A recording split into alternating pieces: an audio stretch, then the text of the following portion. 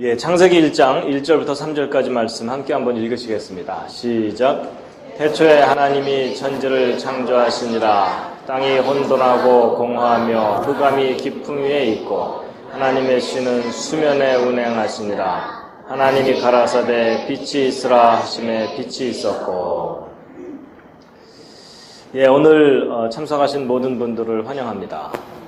제가 오늘도 환영의 뜻으로 꽃을 준비했습니다.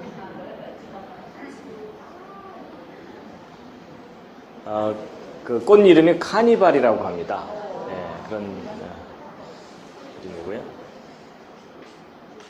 예, 이제 지난 시간에 그 기적과 영혼에 대해서 말씀드렸고요. 이번 시간에는 인류와 인종의 기원에 대해서 말씀을 드리겠습니다. 여러분 학교에서는 원숭이가 진화돼서 사람이 됐다 이렇게 가르칩니다. 근데 성경을 보면 하나님께서 이 세상을 창조하셨고 사람도 하나님께서 흙으로 만드셨다 이렇게 되어 있는데 과연 둘 중에 무엇을 믿어야 되는지 이제 그 증거가 무엇인지에 대해서 함께 볼 텐데요. 창세기 1장 26절 27절 말씀인데요. 함께 한번 읽으시겠습니다. 시작. 하나님이 가라사대 우리의 형상을 따라 우리의 모양대로 우리가 사람을 만들고 그로 바다의 고기와 공중의 새와 육축과 온 땅과 땅에 기는 모든 것을 다스리게 하자 하시고 하나님이 자기 형상 곧 하나님의 형상대로 사람을 창조하시되 남자와 여자를 창조하시고.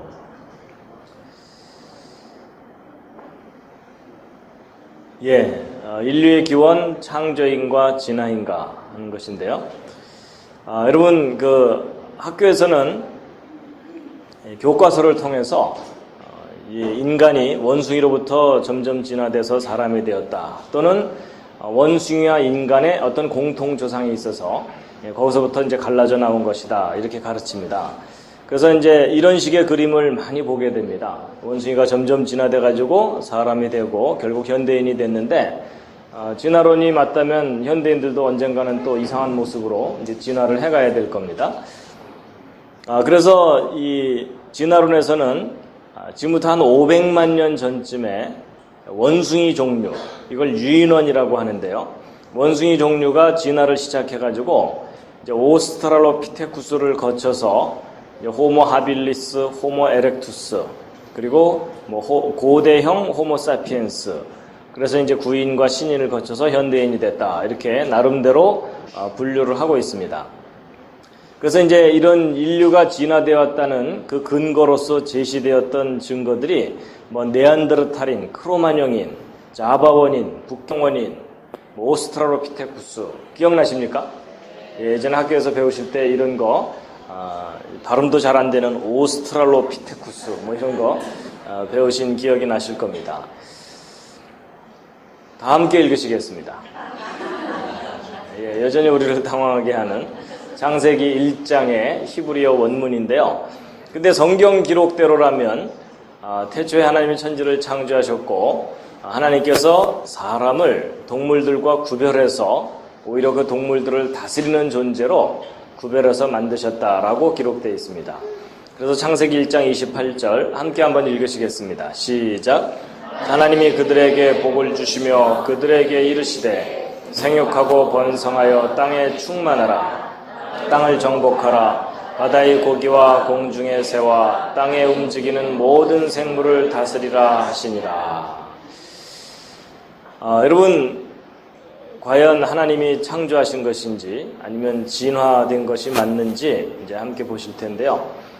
여러분 사람이요 어떤 것을 보고서 똑같은 것을 보고 나서도 서로 다른 해석을 할 수가 있습니다. 예를 들어 여기 이 사진을 보시면 둘이 많이 닮았다 이렇게 해석할 수도 있지만 둘이 참 너무나 차이가 난다 이렇게 볼 수도 있죠. 또 반대로 둘이 재미있게 놀고 있다 이렇게 볼 수도 있지만 얘가 좀 무서워서 도망가려고 그런다 이렇게 볼 수도 있잖아요. 그래서 여러분 똑같은 장면을 보고 나서도 사람들마다 그것을 전혀 다르게 해석할 수가 있습니다. 어쨌든 인간이 원숭이로부터 진화되어 왔는지를 확인하려면 가장 중요한 자료가 뭐냐면 화석입니다. 화석은 과거에 살았던 사람들의 모습을 직접 확인할 수가 있기 때문에 화석이야말로 인류가 진화된 것인지 창조된 것인지를 구별할 수 있는 가장 중요한 증거 자료입니다. 그래서 이제 이 화석들을 보시게 될 텐데요. 이제 예전에 어른들이 학교에서 진화론 배울 때 이런 식의 그림을 많이 보셨을 겁니다. 오스트랄로피테쿠스부터 시작해서 자바 원인, 북경 원인이라고 하는 직립 원인을 거쳐서 네안데르탈인 크로마뇽인으로 진화되어 왔다라는 겁니다. 여러분, 이 오스트랄로피테쿠스라는 말이 무슨 말이냐면 이 오스트랄로라는 말이 남쪽이다 이런 뜻이고 이 피테쿠스라는 말은 원숭이라는 뜻입니다. 그러니까 이 오스트랄로피테쿠스는 그냥 남쪽 원숭이 뭐 이렇게 생각하시면 됩니다. 그래서 이 오스트랄로피테쿠스 종류는 원숭이 종류입니다. 그리고 이 네안데르탈인과 크로마뇽인은 현대인이라고 보시면 됩니다. 그러니까 사람이라고 보시면 된다는 겁니다. 여러분, 그 네안데르탈인과 크로마뇽인의 그 두개골, 이 머리뼈가 뭐 현대인보다 조금 크다, 작다 이렇게 표현을 하면 사람들은 이 네안데르탈인과 크로마뇽인은 현대인과 좀 다른 어떤 종류인가 보다 이렇게 생각하는데 그렇지가 않습니다. 여러분, 네안데르탈인의 두개골이 현대인보다 좀 크다 이런 얘기는 현대인들의 평균보다 크다 이런 얘기지 현대인 중에 제일 큰 사람보다 더 크다 이런 얘기가 아닙니다. 여러분, 실례지만 옆에 있는 분 한번 살짝 또는 주변으로 한번 둘러보시면 사람마다 머리 크기가 다 다릅니다. 그럼 여러분, 지구상에 있는 어른 중에 가장 머리가 작은 사람과 가장 큰 사람을 비교를 해놓으면 상당히 큰 차이가 납니다. 그렇죠? 이제 그런 모든 사람들의 평균값이 있을 거 아니에요? 근데 그 평균값보다 좀 더 크다 뭐 이런 얘기입니다. 그래서 여러분, 네안데르탈과 크로마뇽인은 현대인과 구별되는 어떤 특별한 종류가 아니라는 겁니다. 이게 달리 얘기하면 이런 겁니다. 미국 뉴욕의 복잡한 사거리에 앉아서 하루 종일 지나가는 사람 머리통만 쳐다보면 그 사람들 중에는 크로마뇽인도 지나가고 네안데르탈인도 지나간다 이렇게 보시면 틀리지 않습니다. 그래서 소위 그 크로마뇽인 네안데르탈인은 그냥 우리 현대인과 크게 다를 바가 없다 이렇게 보시면 됩니다. 근데 이제 문제는 이 원숭이와 사람을 연결시켜주는 증거라고 하는 이 자바 원인, 북경 원인인데 소위 그 직립 원인. 그러니까 여러분, 원숭이가 사람으로 이렇게 변해오려면 이렇게 점점점 이렇게 꼿꼿하게 서야 되잖아요. 근데 이제 꼿꼿하게 쓴 현대인의 바로 직전 이런 걸 직립 원인이라고 합니다. 그래가지고 이 직립 원인이야말로 이게 정말 실제로 존재했다면 인류 진화에 대한 어떤 확실한 증거가 될 텐데 과연 이 연결고리가 확실한 것인지 이제 이걸 오늘 좀 확인시켜 드리려고 하는 겁니다. 근데 어쨌든 이제 고고학자들이 사람의 머리뼈를 발견하게 되면 진화론에 입각해가지고 도대체 이 존재가 얼마나 진화된 것인지를 구별을 하거든요. 그랬을 때 그 기준이 되는 것 중에 하나가 뭐냐면 이 안면 경사각이라 그래가지고 이 머리뼈를 옆에서 봤을 때 이게 얼마나 기울어져 있나 이걸 보게 되면 이 사람이 얼마나 진화가 된 것인가 하는 것을 구별할 수 있다는 겁니다. 그래서 이렇게 좀 많이 기울어져 있으면 진화가 덜 됐고 이게 거의 수직에 가까우면 진화가 많이 된 것이다 이런 식으로 판단을 했었는데 자, 여러분, 그러면 우리 실험 정신을 발휘해서 옆에 앉은 분 옆모습을 잠시 한번 보시겠습니다. 가능한 한 편안한 자세로 앉아주시고 턱을 당기지 말아주시기 바랍니다. 자, 여러분, 옆에 앉은 사람이 어떻게 진화가 좀 많이 됐습니까? 혹시 박물관에 가야 되는 사람 없으십니까? 자, 이제 보세요. 여러분, 우리가 이렇게 학교에서 이런 식으로 자꾸 교육을 받다 보면 이 얼굴이 기울어진 정도가 무슨 진화의 중요한 증거인 것처럼 생각하게 되는데 여러분, 이 얼굴 기울어진 것은 진화의 무슨 객관적인 척도가 되지를 못합니다. 왜 그런지 실제 그 확인을 시켜드리면요. 여러분, 이 아래에 있는 이분 살아서 발견됐기에 망정이지 죽어서 머리뼈만 발견됐다면 이분 박물관으로 가야 됩니다. 그렇죠? 여러분 조금 전에 보여드렸던 오스트랄로피테쿠스보다 더 기울어져 있어요. 근데 여러분 이분이 뭐 수십만 년 전 인류의 조상이 아니고 오늘날 여러분과 저와 함께 살고 있는 현대인입니다. 그런데 머리가 이렇게 심하게 기울어져 있어요. 그리고 요 위에 있는 분도 만만치 않습니다. 상당히 기울어져 있고 이마는 더 기울어져 있죠? 그렇죠? 그런데 이분도 역시 현대인입니다.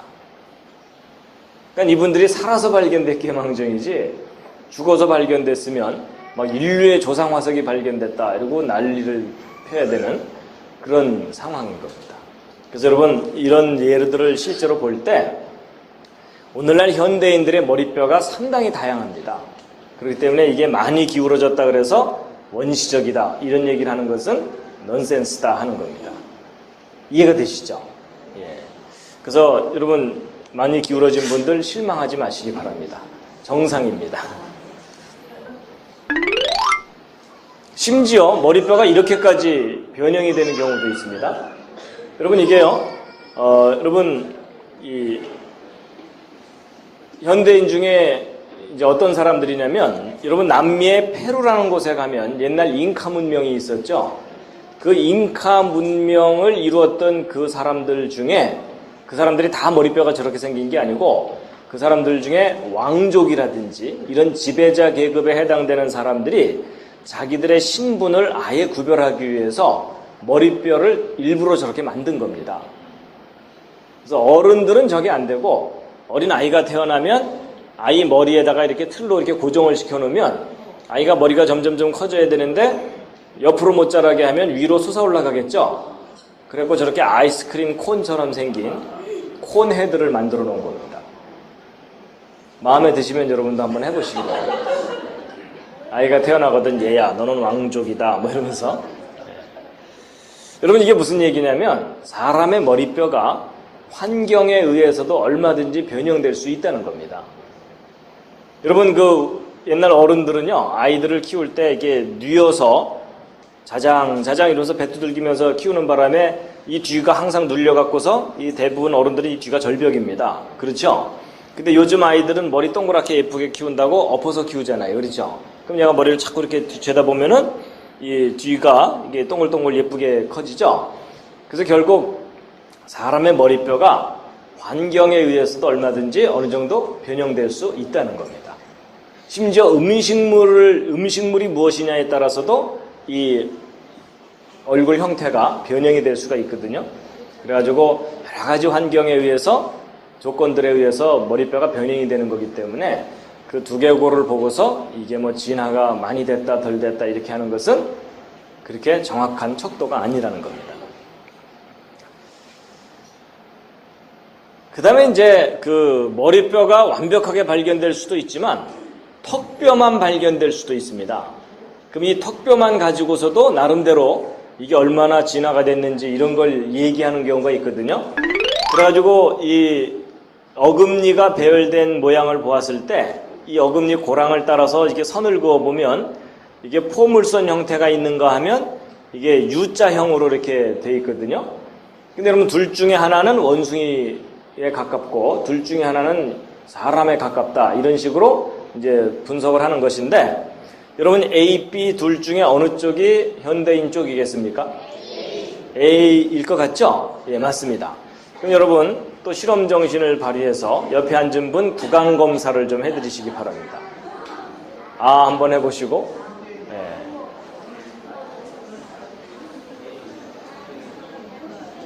자, 하여튼 나중에 집에 가서 거울을 보시면서 스스로 한번 확인을 해보세요.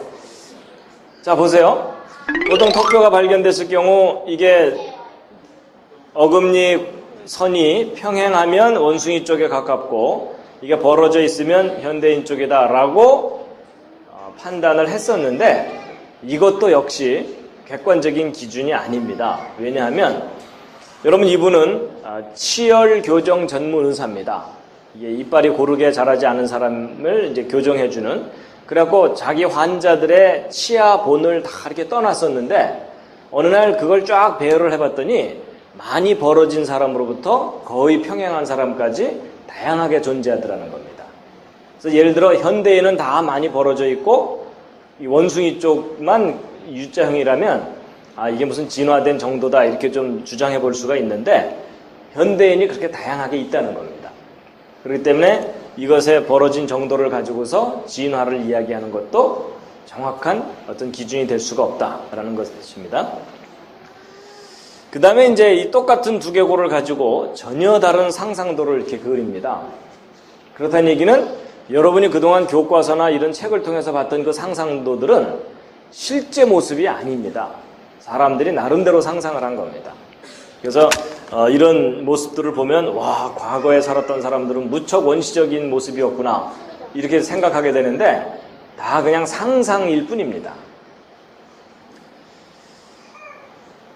자, 그래서 이제 그동안 어떤 진화의 정도를 나타낸다고 알려져 왔던 기준들이 객관적인 기준일 수 없다는 것을 좀 확인시켜 드렸고요. 그 다음에 이제 중요한 것은 아까 말씀드린 대로 이 자바 원인이나 북경 원인 같은 인간도 아니고 원숭이도 아닌 어떤 중간쯤 되는 존재가 살았었다고 이제 사람들이 많이 알고 있지만 과연 그게 믿을 만한 근거를 가지고 주장한 것인지 함께 확인해 볼 텐데요. 먼저 이 자바 원인을 보시겠습니다. 여러분, 이 자바 원인은 1891년이니까 지금부터 한 100년 전쯤이죠. 100년 전쯤에 네덜란드의 의사인 유진 듀보아라는 사람이 인도네시아의 자바 섬이라는 곳에 가서 그곳에 어느 뼈들을 발견한 다음에 이곳에 인류의 조상인 직립 원인이 살았었다라고 발표가 된 겁니다.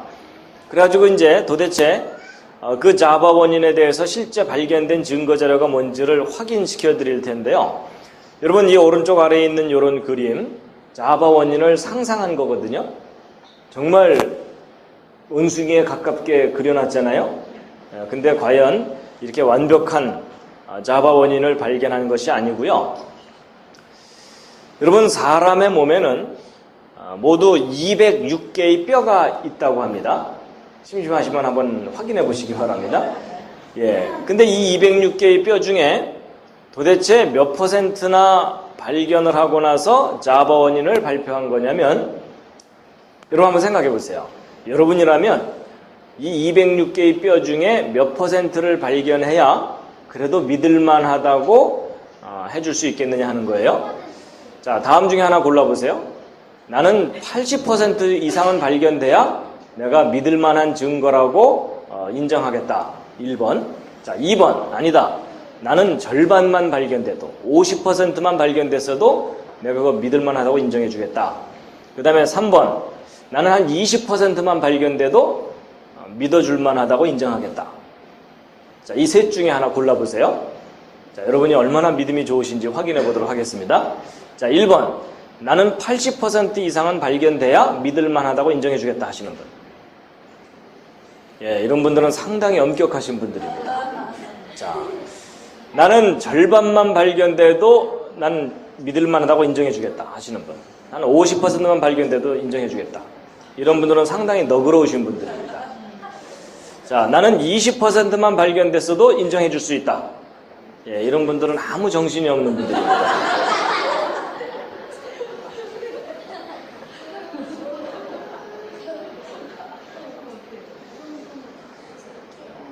여러분, 사실은 뭔가를 우리가 확실하게 믿으려면 그 증거가 뚜렷하고 분명해야 됩니다. 그렇죠? 20%만 발견됐는데 믿으려면 대단한 믿음이 필요합니다. 그렇죠? 근데 이제 보세요. 여러분, 그 유명한 자바 원인에 대해서 실제 발견된 자료는 이 206개의 뼈 중에 이게 전부입니다.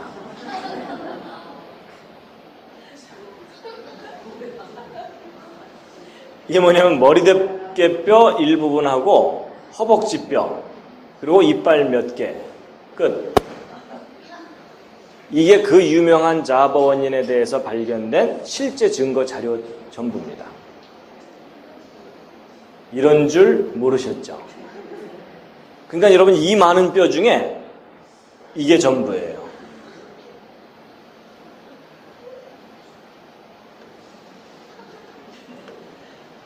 여러분 저도요.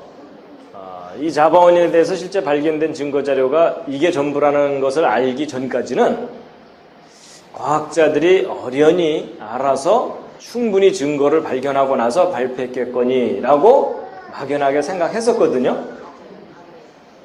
여러분들도 사실 그러셨을 거 아니에요, 그렇죠? 뭔가 좀 확실한 증거를 발견하고 나서 발표를 했겠다라고 믿어주셨을 텐데, 여러분 실제 자바원인에 대해서 발견된 건 이게 전부입니다. 여러분 이걸 가지고 이런 존재가 살았다고 믿으려면 특수한 믿음이 필요합니다.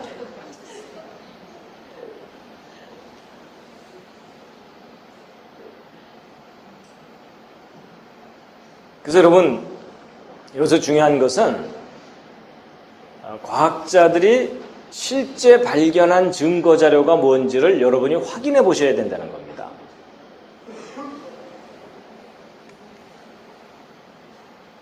그리고 어떤 분들은 이 자바 원인의 두개골이라고 알려져 있는 이 머리뼈가 오늘날 현대 자바인의 두개골과 아주 유사하다는 사실을 알게 됐습니다. 그렇다는 얘기는 자바 원주민의 두개골이라고 해도 틀리는 말이 아니라는 겁니다.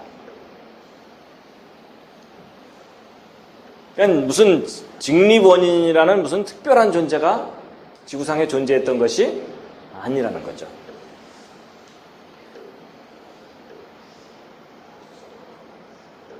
그 다음에 이제 이 북경 원인이라고 알려진 것은 북경의 주구점이라고 하는 어떤 곳에서 동굴에서 발견된 뼈들을 근거로 해서 발표한 것인데, 여러분 이 북경 원인에 대해서 발견된 이 뼈 자료들은 1940년대의 전쟁 중에 모두 분실돼 버렸습니다. 그러니까 지금은 그 자료가 남아있질 않습니다. 그래서 지금 자료가 남아있질 않기 때문에 이것이 더 이상 확실한 증거가 될 수가 없는데, 어쨌든 이것이 맨 처음 발견됐을 때 당시의 그 상황을 기록한 자료들에 의하면 동굴 생활을 하던 사람들의 흔적일 뿐입니다. 그래서 이런 부서진 뼈들, 머리뼈들과 함께 불된 자리, 그 다음에 뭐 수정, 원숭이 두개골 이런 것들이 그러니까 같이 발견됐거든요. 그래서 결국 그냥 동굴 생활하던 사람들의 머리뼈 파편일 텐데, 이제 그것을 나름대로 이제 분석을 해가지고 이곳에 직립원인이 살았었다 이렇게 발표를 한 것일 뿐이라는 겁니다. 그래서 이제 거기에 주구점에 가면은 이렇게 박물관을 만들어 놓고 과거에 50만 년 전쯤에 이런 인류의 조상이 되는 직립원인이 살았었다라고 이렇게 두상을 만들어 놨는데, 이것은 상상일 뿐입니다. 확실한 자료가 발견된 것이 아닙니다. 결국 인류 진화의 가장 중요한 고리라고 생각되는 소위 직립원인에 대해서 발견된 증거 자료들은 그렇게 확실한 완벽한 머리뼈가 발견된 거나 이런 것이 아니다라는 것을 이제 확인시켜 드렸고요. 그래서 그 인류 진화를 주장하는 학자들의 고민이 뭐냐면, 원숭이와 인간을 연결시켜주는 확실한 증거 자료가 발견되지 않고 있다는 겁니다. 그래서 이제 그 인류 진화에 대해서 너도나도 이제 발표를 하게 된 것도 이 1859년에 다윈의 종의교원이라는 책이 출간된 이후로 사람들에게 진화론이 널리 퍼지게 되니까 이제 너도나도 뼈 하나만 발견돼도 이게 혹시 인류 진화의 증거가 아닐까 이런 식으로 이제 해석을 하게 된 건데, 그동안 발견됐다고 하는 증거 자료들을 조사해 보면 대다수가 아주 부실한 자료들입니다. 그러니까 완벽하게 머리뼈가 발견된 경우는 현대인과 다를 바 없는 네안데르탈인, 크로마뇽인 이런 것들일 뿐이고, 원숭이와 인간을 연결시켜준다고 알려진 다른 자료들은 아주 부실한 뼈들이 대부분이라는 겁니다. 그래서 이제 똑같은 화석 자료를 두고 나서도 학자들마다 이게 사람의 뼈인지 원숭이의 뼈인지 의견이 서로 다릅니다. 근데 여러분 서로 의견이 다른 이유가 뭐냐면, 이게 원숭이와 인간의 중간쯤 되는 모습이어서가 아니고 그 뼈가 부서진 파편들이라서 분명하게 판단을 할 수 없기 때문에 서로 의견이 다른 겁니다. 그래서 이제 그동안 인류 진화에 대해서 발견된 증거 자료들을 학자들이 나름대로 이렇게 막 세밀하게 분류를 해놨습니다. 그래서 이제 호모 그룹, 여러분이 호모라는 말은 뭐 동성애자다 이런 뜻이 아닙니다. 그 호모라는 말이 이제 사람이라는 의미거든요. 그래서 이 호모 그룹에 해당되는 것과 그 다음에 오스트랄로피테쿠스, 아까 말씀드린 대로 원숭이 쪽 그룹, 그 다음에 오스트랄로피테쿠스보다는 조금 인간 쪽으로 가까이 있는 거다라고 생각되는 파란트로포스 그룹. 이래서 크게 세 그룹으로 나눠놨고, 요 밑에는 아르디피테쿠스는 좀 이따 보시겠지만 아주 부서진 뼈 파편들이라서 별 의미가 없습니다. 어쨌든 이 세 가지 그룹에 대해서 이제 그동안 발견됐다고 하는 뼈들을 이제 다 보실 수 있도록 확인을 해볼 텐데요. 먼저 이제 호모 그룹 중에 호모 사피엔스가 있습니다. 이 호모 사피엔스는 요게 이제 우리말로 번역하면 슬기인 이렇게 돼가지고 지혜를 가진 어떤 존재다 그런 뜻입니다. 그러니까 현대인이라고 보시면 됩니다. 그래서 그 크로마뇽인이 그 대표적인 예인데 뭐 3만 년 전쯤 지구상에 살았었다고 주장되는 그런 존재들인데 프랑스 지방에 가보면은 이 동굴 벽화까지 남겨놓을 정도로 현대인과 다를 바 없는, 여러분 이 벽화는 여러분들의 미술 실력의 평균보다는 높죠? 그렇죠? 그래서 현대인과 다를 바 없는 존재니까 크로마뇽인은 사실은 인류 진화에 아무 의미가 없습니다. 현대인일 뿐이고, 그 다음에 아까 이 자바인 발견된 곳에서 또 다른 지역에서 발견된 현대 자바인의 두개골입니다. 그래서 이 자바인 두개골도 뭐 오늘날의 사람과 똑같기 때문에 별 의미가 없고, 이스라엘에서 발견된 뼈도 진화론을 주장하는 사람들조차도 이게 그 현대인과 다를 바 없다라고 구분을 하기 때문에 이쪽 호모사피엔스는 뭐 진화론과 큰 상관이 없습니다. 그리고 이제 네안데르탈인인데요. 이 네안데르탈인은 뭐 이제 한 5만 년 전쯤 지구상에 살았었다고 주장되는 존재들인데, 이제 머리뼈들이 이렇게 발견됐는데 뭐 상태가 그렇게 완벽하지는 않습니다. 그렇죠? 근데 어쨌든 이런 뼈들을 근거로 해서 네안데르탈인의 어떤 그 상상도를 이렇게 이제 만들어 놨는데, 여러분 보시기에 어떻게 좀 상당히 원시적으로 보이십니까?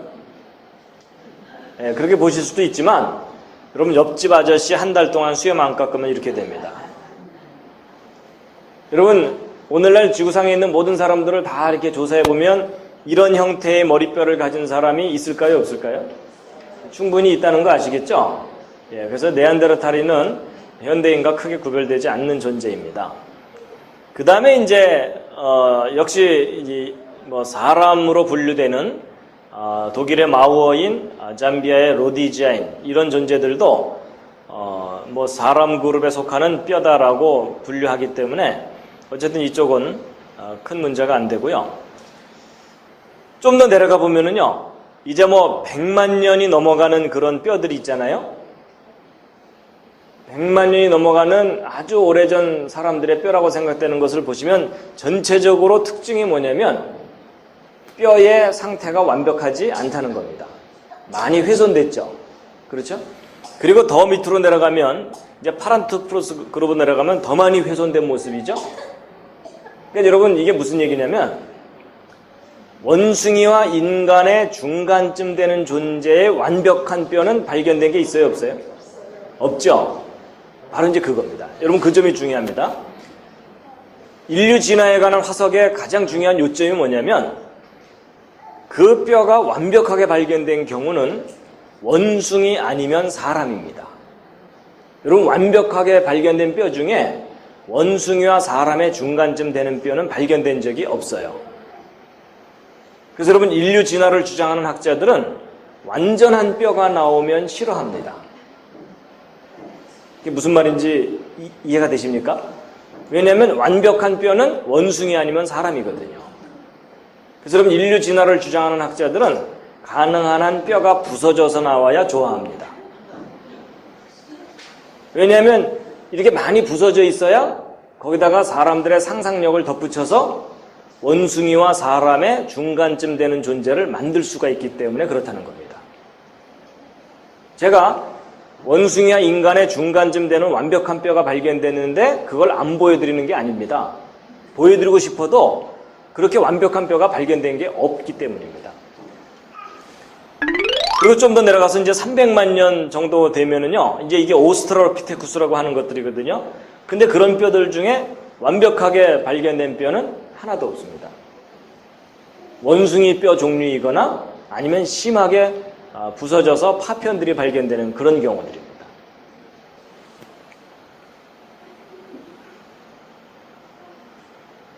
그 다음에 아까 말씀드렸던 거 아르디피테쿠스는 이게 전부입니다. 발견된 거가. 그런데 이 뼈에다가 이게 뭐 440만 년 됐다는 둥 유인원에 가까우며 직립했는지는 확실하게 알 수 없다. 이런 식으로 표현을 해놨거든요.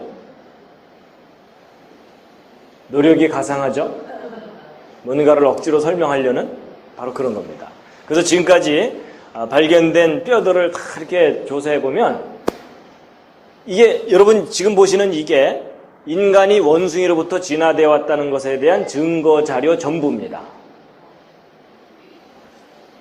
더 이상 보여드리고 싶어도 보여드릴 게 없어요. 그러니까 여러분 얼마나 불확실한 자료를 가지고 인간이 원숭이로부터 진화되었다고 주장하는지 이제 그 실체를 아시겠죠? 그래서 결국 원숭이와 인간을 연결시켜주는 증거들은 아주 부실한 부서진 파편들을 가지고 억지로 원숭이에서부터 인간으로 진화되었다라고 주장하고 있다는 것을 이제 확인을 시켜드렸고요. 원숭이와 인간을 연결시켜줄 만한 확실한 증거는 지금까지 발견된 게 없습니다. 그래가지고 이제 그동안 발견된 화석 자료들을 시대별로 분류를 해놓은 겁니다. 이것이. 그래가지고 이제 진화론에 의하면 오스트랄로피테쿠스로부터 시작해서 직립원인을 거쳐서 고대인을 거쳐서 이제 현대인으로 진화되었다고 하거든요. 그래가지고 이제 이런 뼈들이 실제 발견된 그 퇴적층의 깊이에 따라서 뭐 50만 년 전, 100만 년 전, 200만 년 전, 500만 년 전까지 이렇게 이제 연대별로 분류를 해놓은 겁니다. 그럼 여러분 한번 이제 생각해 보세요. 이 오스트랄로피테쿠스부터 현대인까지 진화되어 온 것이 맞다면 여러분 최근의 퇴적층 속에 직립원인의 뼈들이 발견되는 것은 가능할 수가 있어요. 왜냐하면 어떤 것들은 현대인으로 진화를 했지만 어떤 것들은 진화하지 않고 지금까지 버텼다 이렇게 설명하면 되니까. 그렇죠? 그런데 수백만 년 전 퇴적층 속에 현대인의 두개골이나 그 파편들이 발견되는 것은 돼야 안 돼요? 그건 안 되죠. 수백만 년 전 땅속에 현대인의 뼈가 묻혀 있거나 이러면은 그건 절대 안 되죠. 근데 놀랍게도 지금까지 발견된 이 증거 자료들을 분류를 해보면은 요 빨간색으로 된 선 아래쪽 부분에서는 절대로 어떤 증거가 발견되면 안 되거든요. 근데 실제 분류를 해봤더니 수백만 년 전이라고 분류되는 그 퇴적층 속에서 현대인에 관한 뼈나 유물들이 발견되는 거예요. 여러분 진화론이 정말 맞다면 이 왼쪽 아래에 있는 증거들은 절대로 존재해서는 안 돼요. 맞죠? 그래서 여러분 지금 이 표가 그동안 발견됐던 자료를 싹 분류를 해놓은 거거든요. 근데 놀랍게도 인류 진화했다고 하는 주장하고는 전혀 맞지 않는 증거들이 저렇게 확인되고 있다는 겁니다. 심지어 나중에 그 공룡 이야기 할 때 다시 한번 말씀드리겠지만요.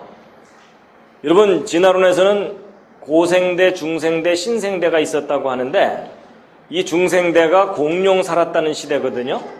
그래서 이 중생대는 지금부터 6,500만 년 전에 끝났고 지금부터 2억 3천만 년 전에 시작돼서 한 2억 년 정도 기간 동안 있었던 시대가 중생대인데 이 공룡 살았다고 하는 중생대 시대의 그 퇴적층 속에서 사람 뼈가 발견됐습니다.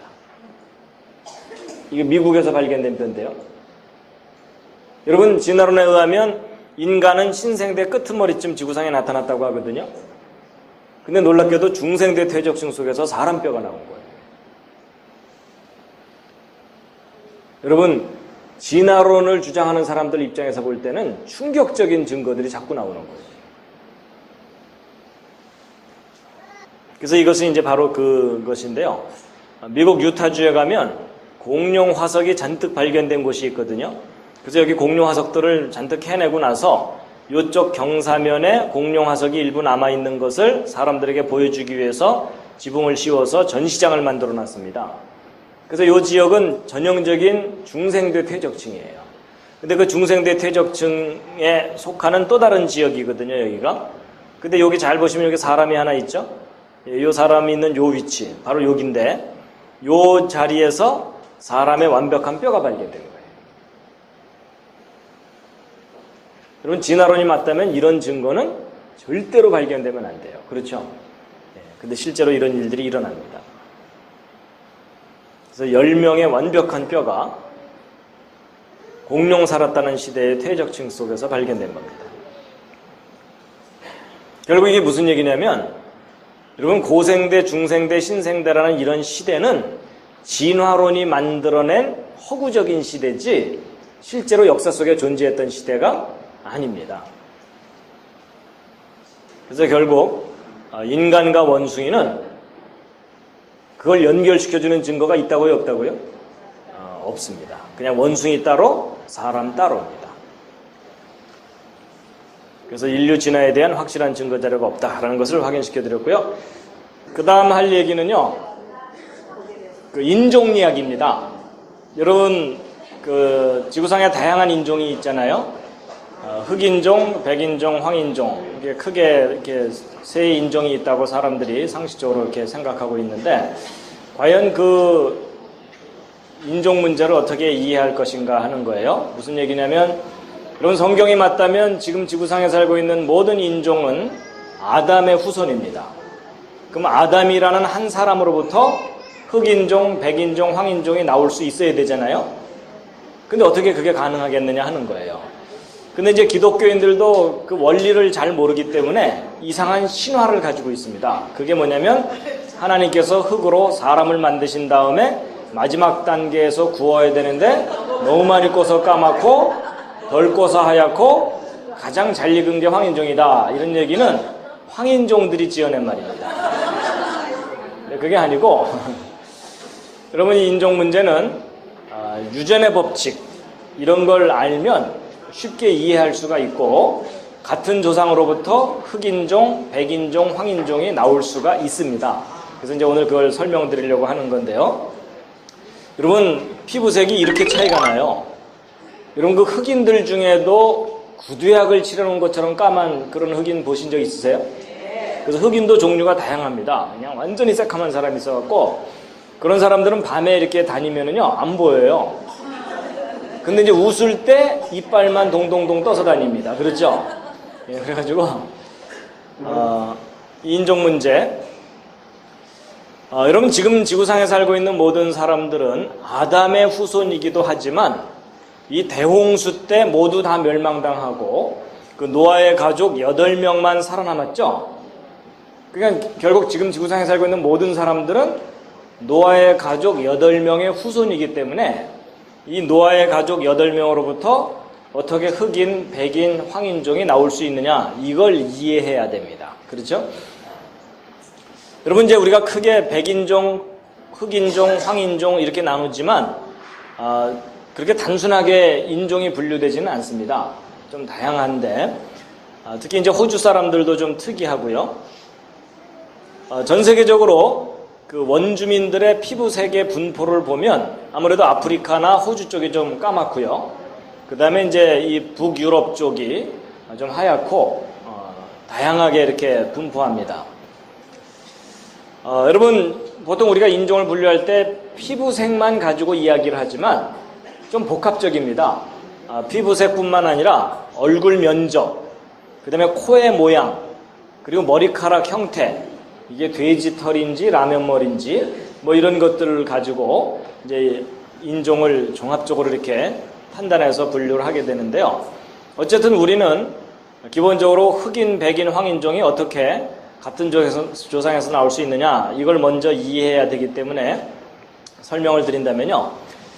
여러분, 이 시절 기억나십니까?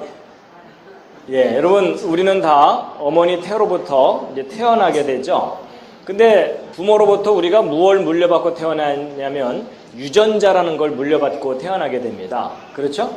예, 그래서 이 유전자 속에 어떤 메시지가 들어있느냐에 따라서 그 사람의 모습이 결정이 됩니다.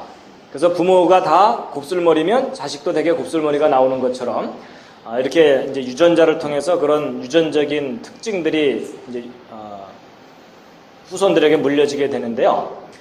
일단 우리 피부색을 결정하는 색소가 무슨 색소죠? 그게 멜라닌 색소입니다. 피부를 까맣게 하는 그 색소가. 근데 이 멜라닌 색소가 아주 뚜렷하게 나타나는 경우가 흑인이고 그렇지 못한 경우가 이제 백인인데, 여러분 백인들에게도 멜라닌 색소가 있을까요, 없을까요? 백인들에게도 멜라닌 색소가 있습니다. 여러분 우리 피부 조직 중에는 멜라닌 색소층이 있어요.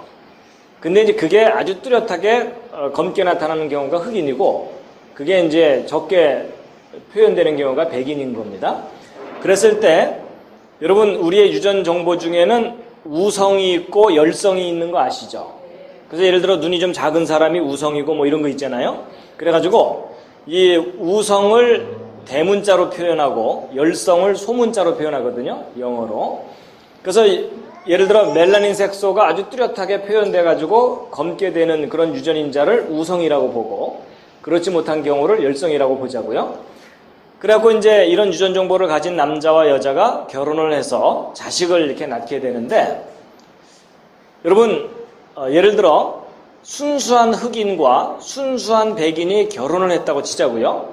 그럼 이 순수한 흑인의 경우는 우성 정보만 가지고 있겠죠.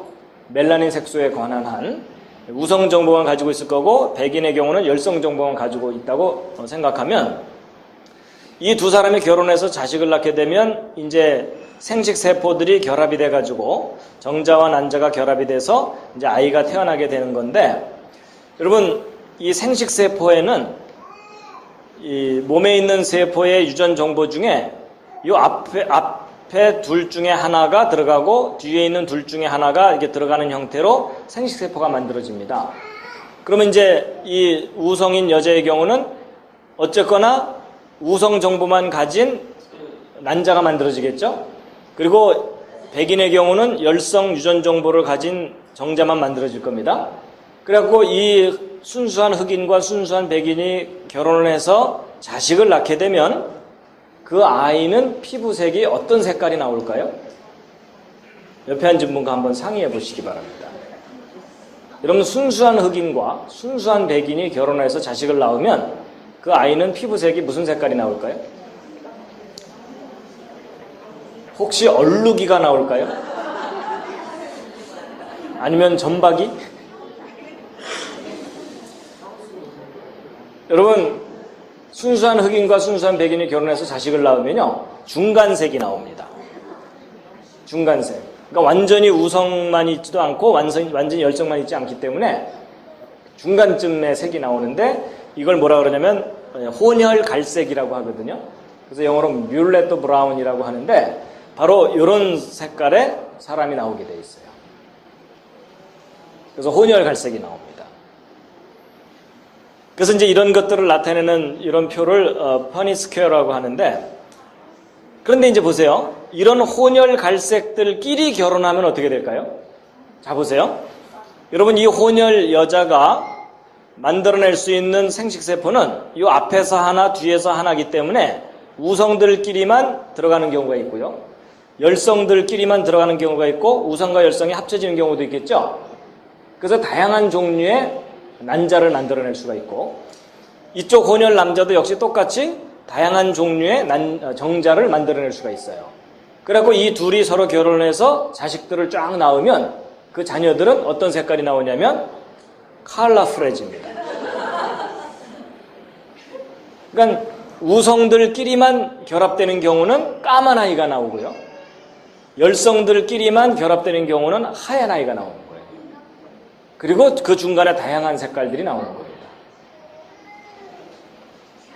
자 여러분, 이 표가 우리에게 아주 중요한 걸 알려줍니다. 여러분 분명히 부모는 외형적으로 볼 때 피부색이 똑같죠. 그렇죠. 근데 자녀들은 다양한 색깔의 아이들이 나오죠. 그러니까 같은 부모로부터 다양한 인종이 나올 수 있다 없다? 나올 수 있다예요. 그리고 그렇게 다양한 인종이 나오는데 수만 년 세월이 걸린다? 아니에요. 단 일대만 해도 다양한 인종이 나올 수 있는 거죠. 그래서 여러분, 인종이 나눠지는 것은 이 유전의 법칙의 문제이지 반드시 뭐 오랜 세월 햇빛을 많이 받아야 인종이 바뀌는 게 아닙니다. 그렇죠? 그래서 여러분 같은 부모로부터 다양한 색깔의 자녀들이 나올 수 있다는 것의 실제 예를 확인시켜 드리면요. 여러분, 이거는 이제 이론이고, 보세요, 여기. 여러분, 요 왼쪽에 있는 이 남자와 이 오른쪽에 있는 이 여자는 그 부모들이 흑인 백인인 경우예요. 그러니까 이 왼쪽 남자도 흑인 백인의 혼혈이고 이 오른쪽 여자도 흑인 백인의 혼혈이에요. 그러니까 뮬레트 브라운과 같은 혼혈 갈색인 거예요. 근데 이 두 남녀가 결혼을 해가지고서 쌍둥이를 낳았는데 이란성 쌍둥이를 낳은 거예요. 근데 딱 낳고 나서 봤더니 까만 아이, 하얀 아이가 동시에 나온 거예요.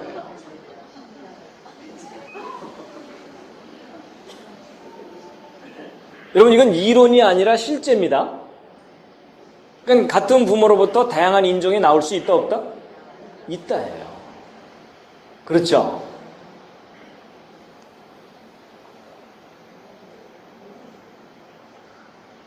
조금은 충격적인 장면이죠? 그러니까 그 부모가 어떤 상황이냐에 따라서 다양한 인종이 나올 수도 있고, 아니면 그냥 부모가 같은 인종이면 같은 인종의 후손으로 나오고 뭐 이러는 겁니다.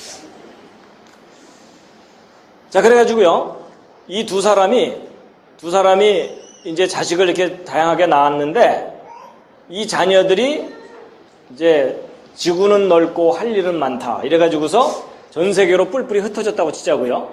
그래갖고 예를 들어 이 우성 정보를 가진 자녀들이 아프리카 쪽에 가가지고 거기서 그 후손들을 퍼뜨리게 되면 그 후손들은 무슨 집안이 되는 거예요?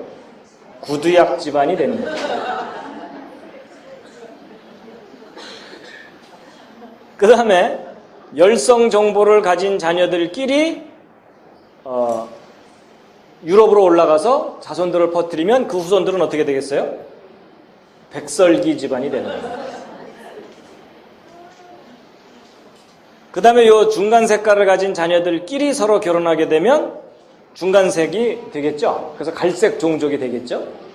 그리고 또 다른, 근데 이 갈색 종족이 황인종은 아니에요. 황인종은 좀 다르게 설명을 해야 되고요. 그 다음에 또 다른 갈색 종족이 생겨날 수도 있고, 또는 서로 다른 갈색 종족들끼리 만나면 뮬레트 브라운이 다시 나올 수도 있고. 바로 이게 유전의 법칙입니다. 자, 그래서 이제 기본적인 원리를 설명드린 거거든요. 그러면 이제 재밌는 퀴즈를 하나 풀어보세요. 그렇다면 인류의 조상인 아담은 어떤 인종이었을까요? 옆에 있는 분과 한번 상의를 해보시는데, 흑인, 백인, 황인종 중에 어떤 인종이었을지 옆에 있는 분과 한번 상의해 보시기 바랍니다.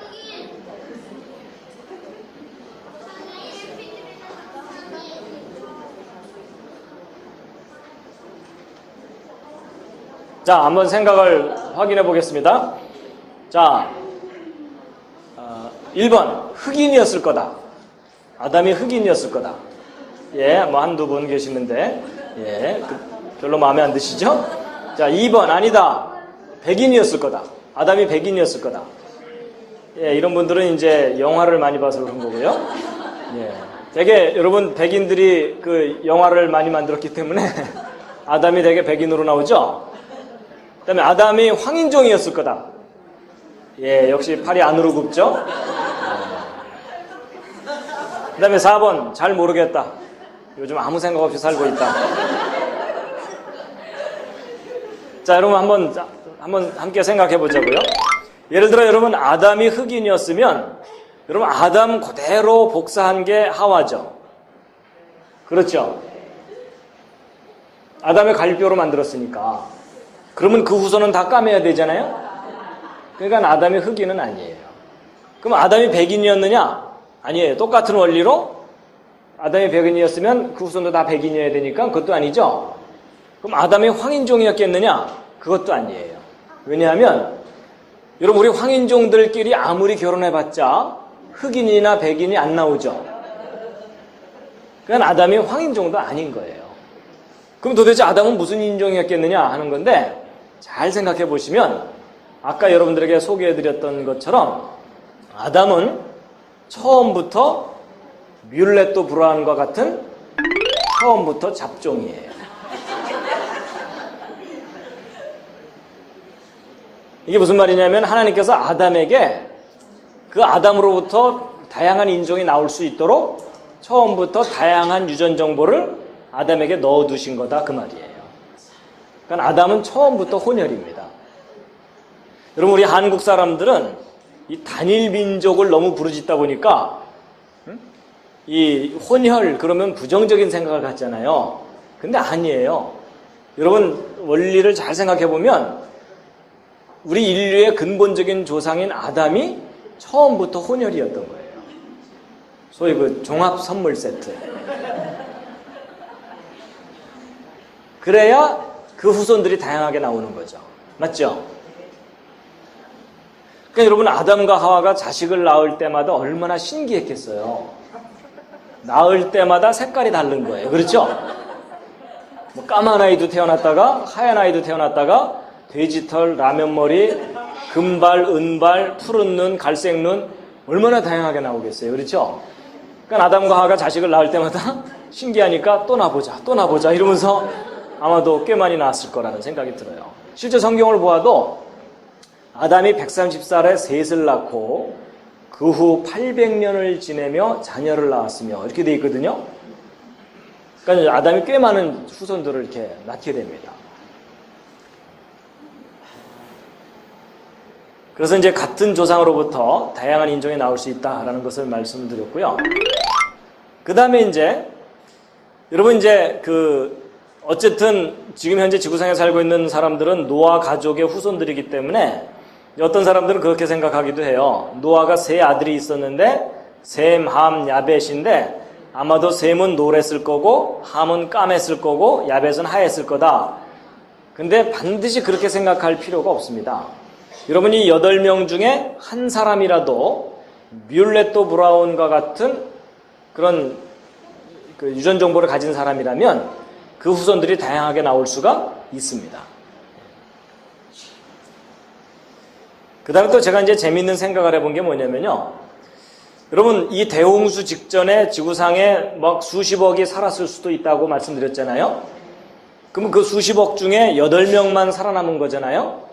그러면 이 8명이 그 수십억 인구가 갖고 있던 모든 유전 정보를 다 갖고 있을 수는 없어요. 확률이나 통계적으로 볼 때. 그렇다면 지금 현재 지구상에 살고 있는 사람들은 이 8명이 가지고 나온 유전 정보만 물려받은 거잖아요. 그렇죠? 그렇게 생각해 본다면 홍수 이전 세상은 훨씬 다양한 유전 정보가 있었을 거라는 거예요. 그렇게 생각해 볼 수 있겠죠? 그래서 아마도 홍수 이전에는 보라돌이, 녹색돌이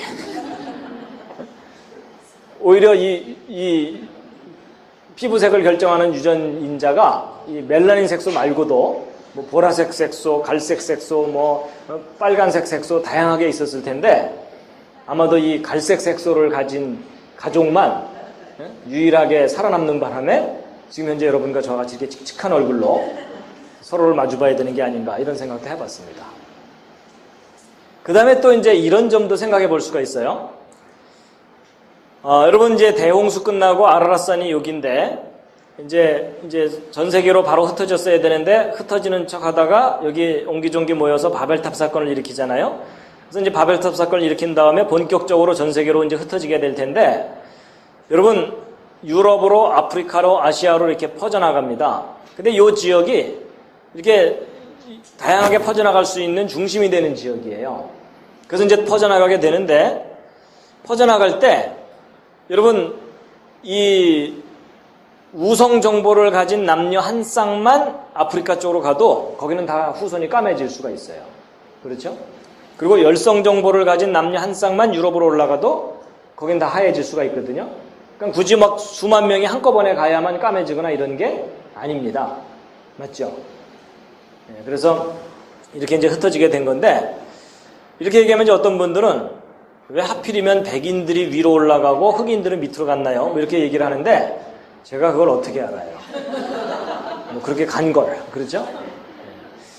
그래서 여러분, 한번 이렇게 헤어지고 나면 당분간 만날 기약이 없는 거 아시죠? 서로. 그래서 이제 주로 여기는 백인, 흑인 이렇게 나누어져서 살고 있었다가 최근에 와서 이 미국에서 완전히 뒤섞여 버렸어요. 그렇죠? 처음에는 이 동쪽으로 간 이 아시안 계통의 인디안들이 이 넓은 땅을 차지하고 살았었잖아요. 그래서 처음엔 여기 인디안들만 살고 있다가 이 유럽으로 올라간 백인들이 이 대서양을 건너가서 여기 있는 인디안들을 다 내몰고 이 넓은 땅을 차지하고 살게 된 거예요. 근데 이제 살다 보니까 노동력이 필요하니까 이 백인들이 여기로 이렇게 내려와서 여기는 아프리카 흑인들을 잡아다가 노예로 삼았죠. 그래갖고 이 노예로 이제 흑인들을 삼고서 살다 보니까 흑인과 백인 사이에 혼혈들이 생기기 시작했죠. 근데 여러분, 흑인과 백인이 섞여 살면서 뭐 발밑에서부터 까매져 오거나 이런 거 아니죠? 예, 그러니까 아까 말한 대로 흑인과 백인 사이에 뮬레토 브라운과 같은 혼혈 사람들이 바로 태어나는 겁니다.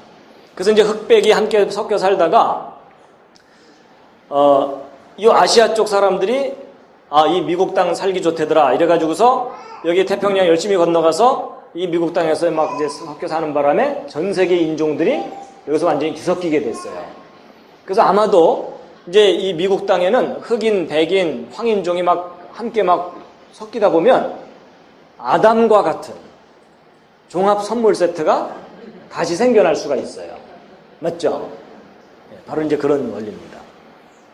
그래서 결국 인종 문제는 유전의 법칙과 그 다음에 지리적인 격리, 지리적으로 서로 이제 떨어지게 되는 것, 그런 것들을 종합적으로 생각하면 충분히 이해될 수 있는 문제다라는 겁니다.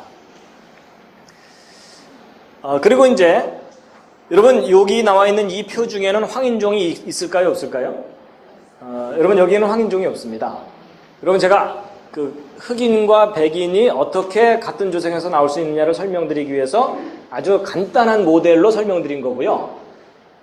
여러분 사람의 피부색을 결정하는 것에서는 여러 가지 요인들이 있어요. 뭐 피부색의 두께, 혈관의 분포 뭐 이런 다양한 것들이 복합적으로 작용해서 인종을 나누기 때문에 여러분 여기도요. 서로 한번 쭉 돌아보시면은요. 같은 황인종이지만 피부색이 조금씩 서로 다른 거 아시죠? 어떤 사람은 붉은색이 좀 더 돌고 어떤 사람은 노란색이 좀 더 돌고 어떤 사람은 비교적 하얗고 다양합니다. 그래서 여러분 우리도 지금 같은 민족이라고 우기긴 하지만 이 안에도 상당히 피가 많이 섞였어요. 맞죠? 예. 그래가지고 이제 이거는 흑과 백만을 얘기했기 때문에 이런 거고 만약에 여기 또 다른 요소가 하나가 더 추가가 되면 축이 하나 더 생기면서 3차원이 됩니다. 또 다른 요소가 들어가면 4차원이 되고 그러니까 이 황인종은 요 앞에 있는 요 부분에 있는 게 아니고 저 뒤쪽 어딘가의 영역 속에 황인종이 있는 겁니다. 그러니까 황인종들끼리 아무리 결혼해도 흑인과 백인이 안 나오는 이유가 이제 바로 그런 겁니다. 그래서 이제 인종 문제에 대해서 쭉 설명을 드렸는데 결국 인종이 다양하게 나눈 것은 무엇으로 이해할 수가 있다? 유전의 법칙으로 충분히 이해할 수 있다라는 겁니다. 자, 인종이 어떻게 같은 조상에서 다양하게 나누어질 수가 있는지를 이제 기본적인 원리를 이제 말씀을 드렸고요. 그 다음에 이제 한 가지 생각해 볼 만한 주제가 뭐냐면 석기 시대라는 겁니다. 여러분 창세기 4장 22절 함께 한번 읽으시겠습니다. 시작. 신라는 두발가인을 낳았으니 그는 동철로 각양 날카로운 기계를 만드는 자요 두발가인의 누이는 나아마이었더라. 여러분 창세기 4장을 읽어보면 이 동과 철을 사용한 것이 언제부터인지를 알 수가 있는데 두발가인이 동과 철로 기계를 만들었다고 되어 있거든요. 그러니까 소위 그 청동과 철을 언제부터 사용했는지 성경에 나오는데 창세기면은 인류가 시작될 때쯤부터 곧바로 사용했다는 얘기입니다. 여러분 우리가 보통 학교에서 세계사를 배우건 국사를 배우건 제일 앞부분에 나오는 이야기가 구석기, 신석기, 청동기, 철기예요. 예전에 시험 볼 때 그 기억나시죠?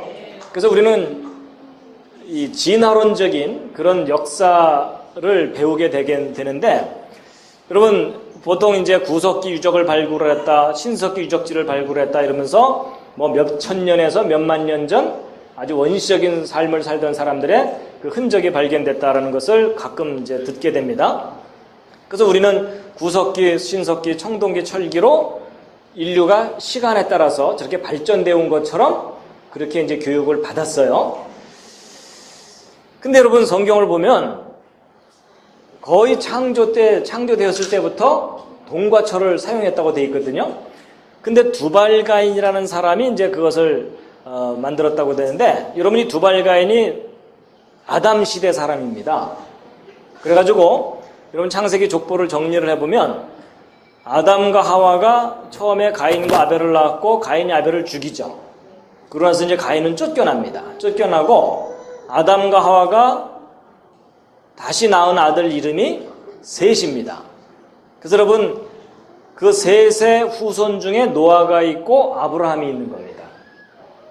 그럼 이제 쫓겨난 가인은 가인 나름대로 또 후손들을 쭉 퍼뜨리게 되거든요.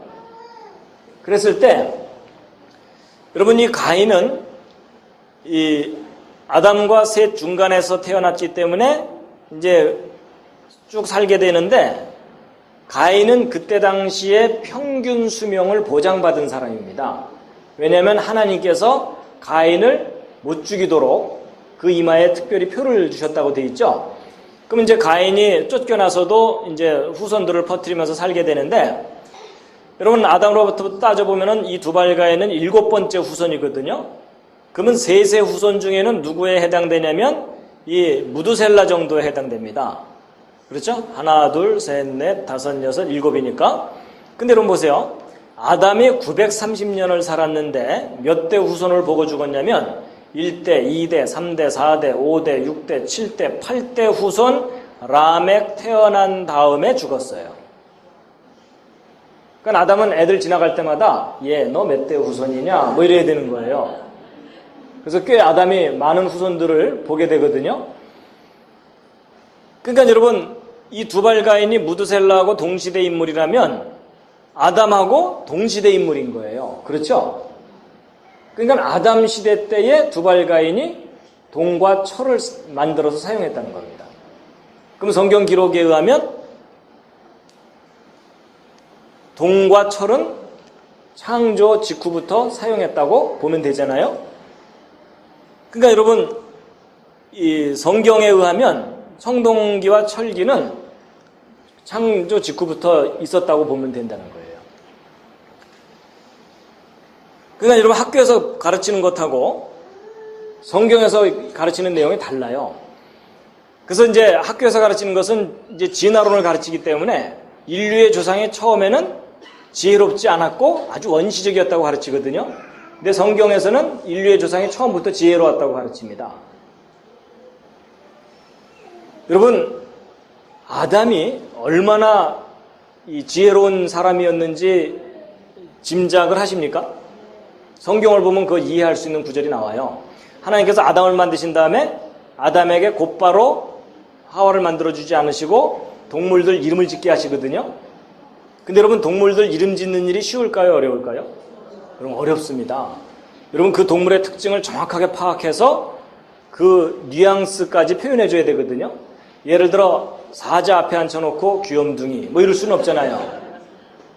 그 동물의 특징을 언어로 표현을 해줘야 되기 때문에 동물들 이름을 지으려면 뛰어난 직관과 분석 능력 그리고 완벽한 언어 구사 능력이 있어야만 이름을 지을 수가 있어요. 근데 아담이 그 동물들 이름을 다 지어줬다는 얘기잖아요. 정말 뛰어난 존재입니다. 그리고 그 동물들을 이름 지어주는 것도 문제지만 그 이름을 다 기억해야 되는 거 아시죠? 여러분 아담의 동물들 이름을 짓는다고 원숭이, 닭, 말, 양, 개, 돼지 이러다가 야 너 아까 이름이 뭐였지? 이러면은 그날내로 이름 못 짓는 거 아시죠? 그렇죠? 여러분 아담이 만약에 그렇게 헷갈렸다면 동물들도 막 혼동이 됐을 거예요. 사자가 며칠 후에 와갖고 아담이 그저께는 나보고 개라 그러더니 어제는 당나귀래. 그럼 내 이름이 뭐야? 이러면서 얼마나 헷갈리겠어요. 근데 여러분, 아담이 그 동물들 이름을 다 지어주고 나서 그 이름을 다 어떻게 했다는 거겠어요? 그대로 다 기억할 수 있을 정도로 아주 뛰어난 존재였습니다. 맞죠? 그런데 그런 아담에 비하면 여러분과 저는 지금 어떤 상태입니까? 처참한 상태입니다. 그렇죠? 들으면 나가고 들으면 나가고. 그나마 여러분 학교 다닐 때 정신 똑바로 차리고 수업 들은 적 별로 없으시잖아요. 거의 대부분의 시간이 절전 모드. 최소한의 에너지로 최대의 시간을 버틴다. 뭐 이러면서. 그러니까 학교 졸업하고 나서도 아무것도 기억이 안 나고 정리된 게 없으시죠? 그러니까 여러분, 아담이 여러분과 저를 보면 눈 뜨고 못 봐요. 너무 한심해갖고. 그렇죠? 그래서 여러분, 우리가 하도 지나는 교육을 받다 보니까 과거 사람들은 띨띨하고 현대인들은 똑똑하다고 생각하는데, 여러분, 그거 정말 잘못된 생각입니다. 오히려 성경을 읽어보면 우리 인류의 조상인 아담이 너무나 뛰어난 존재였습니다. 근데 망가진 거죠. 그래서 여러분 보세요. 여러분, 구석기, 신석기, 청동기, 철기 이런 식으로 시간에 따라서 진화되어 온 것이다라는 개념이 잘못됐다는 것을 알려주는 단서를 하나 보여드릴게요. 여러분, 이 오른쪽에 이 사람들은 영화를 찍고 있는 장면이 아니고 1970년대에 필리핀에 수천 개의 섬이 있는데 그 중에 아래쪽에 제일 큰 섬이 민다나오 섬이거든요. 이 민다나오 섬 남쪽 정글지대에서 발견한 원주민이에요. 근데 완전히 벌거벗고 살고 있을 뿐만 아니라, 여러분 잘 보시면 이 사람의 손에 들려있는 것을 잘 보시면 돌망치가 들려있어요. 바닥에도 돌망치가 하나 놓여있고요.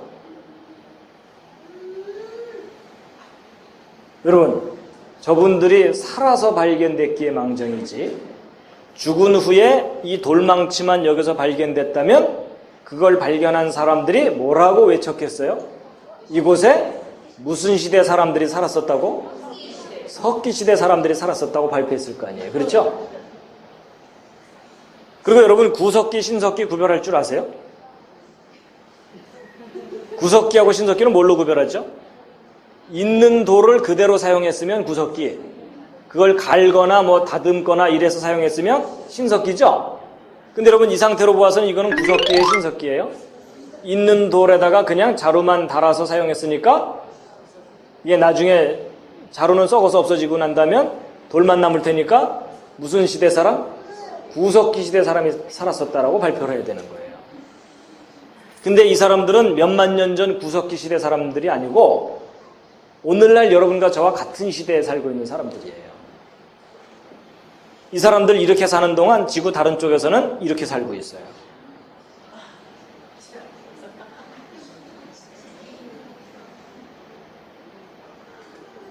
그럼 여러분, 이거 우리가 좀 생각해 봐야 될 게 뭐냐면, 오늘날 이렇게 발달된 시대에도 지구 한쪽에는 이렇게 돌멩이를 들고 사는 사람들이 있다면, 과거 문명 주변에도 이런 원시적인 삶을 사는 사람들이 얼마든지 있었겠죠. 오히려 지금보다 훨씬 더 많이 주변에 살고 있었겠죠. 그럼 결국 석기와 문명은 역사 속에서 늘 공존해왔던 거죠. 맞죠? 근데 여러분, 그런 식으로 생각해 본 적 거의 없으시죠? 왜냐하면 학교에서 그런 식으로 가르치질 않기 때문에. 여러분, 지금도 이렇게 있다면 과거에는 더 많았을 거고, 그럼 역사 속에 계속 이런 석기를 쓰는 사람들은 문명 주변에 항상 존재했을 거 아니에요. 그렇죠? 근데 놀랍게도 오늘날 우리가 이런 석기 유물들을 발견하면 다 어떻게 해요? 역사시대 이전으로 던져버리는 거예요. 여러분, 그게 아주 큰 실수를 하는 겁니다. 여러분, 지구 곳곳에서 문명을 이루고 살고 있는 사람과 원시적인 삶을 사는 사람은 늘 함께 공존해 왔어요. 맞죠? 그래서 여러분, 이렇게 구석기, 신석기, 청동기, 철기로 시간에 따라 변한 게 아니에요. 모든 시간에 문명과 원시적인 삶은 항상 공존했었습니다. 결국 시간이 흘러가면서 고대로부터 현대에 이르기까지 문명과 원시의 상대적인 비율이 변한 겁니다. 맞죠? 과거에는 원시적인 삶을 사는 사람의 비율이 더 많았고 지금은 상대적으로 줄어들어가고 있고. 이해가 되십니까? 근데 우리가 학교에서 이렇게 교육받지를 못하고, 여러분 이 역사 속에서 함께 존재했던 이런 원시시대의 원시적인 삶의 유물들을 다 문명 이전 시대로 던져버리는 거예요. 그리고 아득한 선사시대를 만들어버린 겁니다. 왜냐하면 돌은 말이 없기 때문에.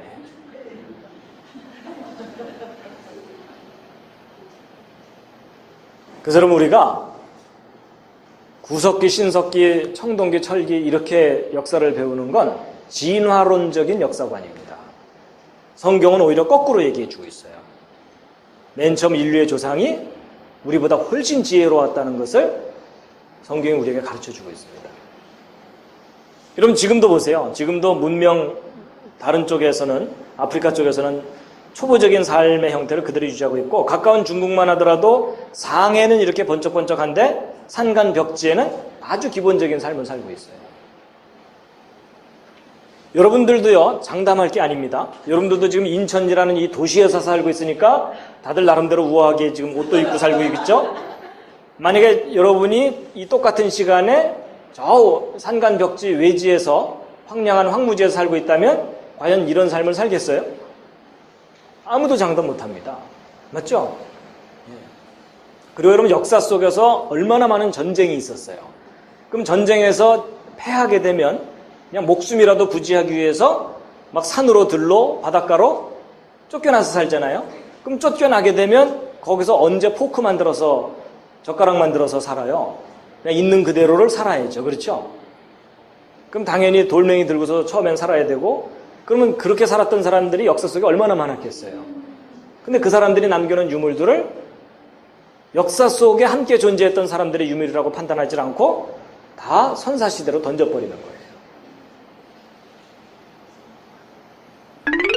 비록 한 장의 사진이지만 이 사진이 우리에게 굉장히 중요한 것을 생각하게 해줍니다. 그래서 구석기, 신석기, 청동기, 철기, 이것은 진화론적 역사관이지 성경적인 역사관이 아닙니다. 원시와 문명은 시간의 순서다 공존했다? 공존해왔어요. 상대적인 비율만 변한 겁니다. 그렇죠? 이제 뭘 좀 말씀드리려고 하냐면, 여러분 이게 세계 지도인데 지금 이 빨간색으로 표시된 게 무엇을 나타내는 걸까요? 이게 뭐냐면 인구 밀도입니다. 인구 밀도. 여러분 지금 여기가 제일 바글바글합니다. 그렇죠? 여러분 인구 증가 속도를 가지고 도대체 인류가 언제부터 시작됐는지를 추정해 보려고 하거든요. 여러분 인구가 이렇게 늘어나고 있다면 그걸 거꾸로 가면은 언제부터 시작했는지를 대충 알 수 있겠죠? 이제 그걸 한번 알아보려는 겁니다. 여러분 지금 현재 세계 인구는 65억을 넘어섰다고 하고요. 그리고 인구가 증가하는 속도는 40년도 안 돼서 2배로 늘어납니다. 그러니까 지금 현재 65억이기 때문에 지금부터 한 30년만 지나면 세계 인구가 100억이 됩니다. 그리고 또 한 30년쯤 지나면요 200억 정도의 인구가 됩니다. 그러니까 앞으로 60년 이내에 200억 인구가 될 겁니다. 생각해 보세요. 여러분 가는 곳마다 여러분 옆에 3사람씩 더 있다고 생각해 보세요. 끔찍하죠? 이제 그런 시대가 이제 오게 되거든요. 자, 그런데 여러분 전 세계적으로 볼 때 인구가 증가하는 속도는 이 개발이 덜 된 국가들이 훨씬 빨라요. 여러분 유럽에 있는 이런 국가들은 인구가 점점 감소하기 때문에 걱정을 하고 있지만 세계 전체로 볼 때는 전 세계적으로는 인구가 증가하고 있어요. 그래서 여러분 유럽 쪽에서 아무리 적게 나봤자 소용없는 거가 아프리카 쪽에서 바글바글 나와서 이민을 오거든요. 그러니까 전 세계 인구는 앞으로 계속 증가를 하지 감소할 수가 없습니다. 자, 그런데 이제 뭘 좀 우리가 확인해 볼 거냐면, 여러분 현재 지금 65억의 인구가 살고 있는데 진화론에서는 무엇을 주장하냐면 지금 현재 지구상에 살고 있는 사람들의 직접적인 조상이 50만 년 전쯤 직립원인이었다라고 주장합니다. 그럼 50만 년 전에 2명 이상의 조상이 50만 년 지나는 동안 65억으로 불어났다라고 설명을 하면 된다는 거예요. 그렇죠? 근데 성경에 의하면 지금 지구상에 살고 있는 65억의 인구는 누구의 후손이냐면 아담의 후손이기도 하지만 좀 더 직접적으로는 지금부터 4,500년 전에 있었던 노아 홍수 때 살아남은 노아의 가족 8명의 후손이거든요. 그럼 여러분 성경에 의하면 4,500년 만에 8명이 65억 됐다는 거예요. 그렇죠? 학교에서 가르치는 진화론에서는 50만 년 만에 65억 됐다는 거고, 그러면 이 두 주장 중에 어느 쪽이 믿을 만한 주장인지 이제 확인해 보자는 겁니다. 자, 여러분 일단 여러분의 신앙심을 좀 내려놓으시고 여러분의 상식으로 언뜻 생각했을 때 50만 년 걸려야 65억이 될 것 같습니까? 4,500년 만에 65억이 될 수 있을 것 같습니까? 옆에 있는 분과 한번 상의해 보세요. 신앙심은 좀 내려놓으시고 언뜻 생각하기에 어느 쪽이 더 가능성이 있는 것 같아요? 자, 4,500년 만에 8명이 65억 될 수 있을 것 같다라고 생각하시는 분. 느낌상 내려주시고요. 아니다, 한 50만 년은 돼야 될 것 같다. 그런 분도 계시죠? 손 안 드신 분들은 지금 혼수 상태다.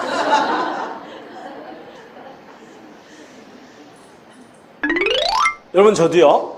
직접 계산을 해보기 전까지는 아무래도 65억까지 불어나려면 적어도 몇만 년 이상은 걸려야 될 것이라고 생각을 했거든요.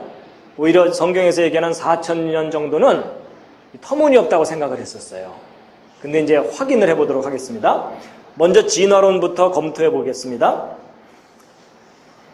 여러분, 인구는 기하급수적으로 증가한다 이런 얘기를 해요. 쉽게 얘기하면 은행 복리 늘어나듯이 늘어나는 거예요. 그래서 2사람이 4사람 되고 4사람이 8사람 되고 이런 식으로 늘어나기 때문에 인구는요 이렇게 직선적으로 늘어나질 않고 이렇게 가파르게 증가하는 형태로 이렇게 늘어납니다. 왜냐하면 있는 숫자에 비례해서 늘어나니까. 자, 그러면 이제 일단 50만 년 전에 2사람의 직립원인이 50만 년 지나는 동안 60억이 될 수 있는지를 한번 확인해 보겠습니다.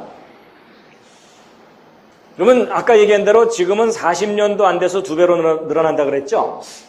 근데 과거에는 조금 느렸다고 생각해 보자고요. 그래가지고 500년마다 2배씩 늘어났다라고 한번 해보자고요. 그럼 500년마다 2배면 빠른 겁니까? 느린 겁니까? 느리긴 느린데 얼마나 느린지는 좀 짐작이 안 되시죠? 쉽게 생각하면 이런 거예요. 조선이 500년이었죠. 그럼 조선 초기에 2사람이 조선 말기에 4사람 되는 거예요. 이제 좀 느낌이 오시죠? 아마도 그 집안은 대대로 역적 집안이었을 가능성이 높아요. 그래서 조금 숫자가 불어났다 싶으면 왕권에 도전했다가 발각되는 바람에 삼족을 멸하는 멸문지화 중에 뒷문으로 애기 하나 뭐 이런 거 있죠? 그러다가 또 산에 올라가서 또 숫자가 불어나면 또 도전했다가 또 실패해서 이번에는 담 너머로 애기 하나 이런 식으로 아주 기구한 운명을 거쳐야 2명이 4명 될 거예요. 하여튼 그렇게 느리게 늘어난다고 생각해 보자고요. 여러분 처음에 2사람이 500년 후에 4사람 1000년 후에 8사람 이런 식으로 늘어나는 거니까 결국 2의 1승, 2의 2승, 2의 3승 이렇게 늘어나는 거잖아요. 그렇죠? 그래가지고서 5000년 후에는 1000배 정도 늘어나고요. 50만 년이 지났을 때는 2의 n승이 되겠죠? 그렇죠? 2의 1승, 2의 2승 이렇게 가니까. 근데 우리는 이진법에 약하니까 이걸 10진법으로 바꿔줘야 돼요. 10의 k승명으로. 그래갖고 이 k 값을 구하면 되는 겁니다. 그럼 이제 2의 n승은 10의 k승. 요걸 이제 풀면 됩니다. 어떻게 풀면 될까요? 잘 풀어야 됩니다. 그렇죠? 그럼 이제 이걸 어떻게 풀면 되냐면 제가 다음 말을 하는 순간 여러분 머리에서 쥐가 날 겁니다. 양변 로그를 취하면 끔찍해지죠? 여러분 양변 앞에다가 로그를 붙이면 이 지수가 앞으로 튀어나옵니다. 이제 이러면 이제 어떤 분들은 야, 내가 수학 모른다고 지금 트릭을 쓰는 거 아니냐 이러시는데 그게 아니고요. 여러분 이제 지수가 튀어나오면 n 로그 2는 k 로그 10이 되거든요. 근데 이 로그 10은 그냥 1이니까 뭐 있으나 마나 한 겁니다. 그럼 우리가 드디어 k 값을 구할 수가 있어요. n 값을 알고 로그 2 값을 알면 되거든요. 자, 그럼 이제 n 값부터 먼저 구해보면 여러분 이게 500년 될 때마다 요 1씩 늘어나죠. 그러니까 결국 50만 년이 500년의 몇 배인지만 알면 돼요. 그럼 50만 년은 500년의 몇 배냐면 1000배거든요. 그럼 드디어 n 값은 1000이 되는 거예요. 1000. 자, 그 다음에 로그 2 값을 알면 되는데 로그 2는 얼마죠? 알 리가 없죠. 그렇죠? 이 로그 2가 얼마냐면 0.30 너덜너덜 이렇게 됩니다. 그럼 대략 0.3이라고 보면 1000에다가 0.3을 곱하면 300이 되는 거죠. 드디어 우리가 고대하던 k 값을 구한 겁니다. 그러면 k 값이 얼마예요? 300이라는 얘기는 10의 몇 승? 10의 300승명이에요. 여러분 10의 300승명이 무슨 숫자냐면 일자 하나 쳐놓고 동그라미를 300개 친 숫자예요. 여러분 그렇게 돈이 많으면 좋겠죠? 근데 여러분 10의 300승명이 이게 느낌이 안 오실 텐데 여러분 지금 현재 지구상의 인구가 65억인데 좀 넉넉하게 100억이라고 본다면 100억이 10의 10승이에요. 일자 하나 쳐놓고 동그라미 10개 친 거. 근데 그것에 비하면 10의 300승은 10의 10승의 몇 배?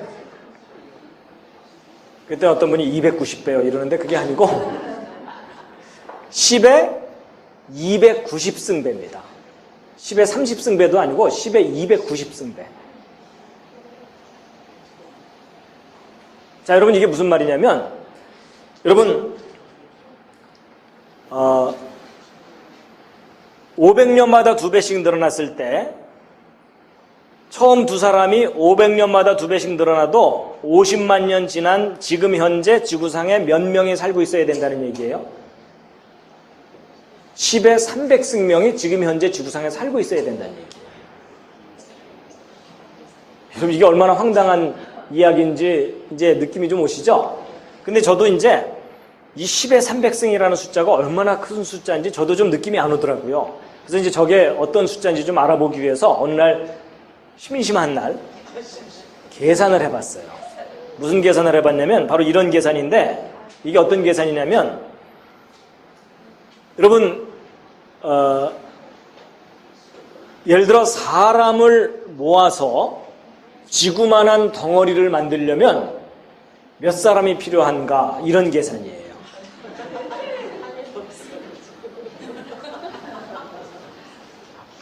그래갖고 여러분 이걸 어떻게 하면 되냐면 일단 지구 부피를 계산한 다음에 한 사람의 부피로 나누면 되잖아요. 그렇죠? 그럼 지구 부피는 지구 반경이 6370km이기 때문에 여러분 구의 부피를 구하는 공식이 3분의 4 파이 r 3승이죠? 뭐 기억 안 나셔도 할 수 없습니다. 근데 이 반지름 r 대신에 6370km를 대입하면은 나오게 돼 있어요. 그래가지고 이제 지구 반경 하니까 부피를 계산할 수가 있습니다. 이게 지구의 부피예요. 근데 이제 한 사람의 부피를 계산해야 되는데 사람은 몸이 너무 복잡하니까 이거 실제 부피를 계산하는 일은 어려워요. 그냥 대충 구하면 돼요. 어떻게 하면 되냐면 키, 어깨 너비, 가슴 두께 이걸 곱하면 한 사람이 들어가는 관 사이즈가 나와요. 그렇죠? 이제 그걸 한 사람의 부피라고 대략 생각하자고요. 그러면 키, 어깨 너비, 가슴 두께 곱하면 이게 한 사람이 차지하는 부피가 돼요.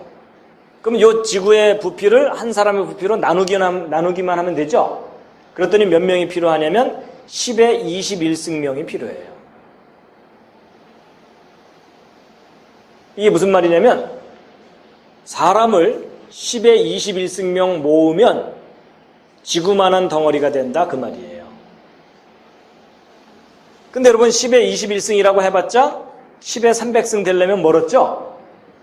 그래갖고 이게 지구 갖고는 해결이 안 되는 숫자구나 라는 걸 깨닫고 제가 뭘 해봤냐면 이번에는 태양을 갖고 해봤어요. 여러분 태양은 지구보다도 반지름이 100배나 크거든요. 그러니까 부피는 100만 배가 커요.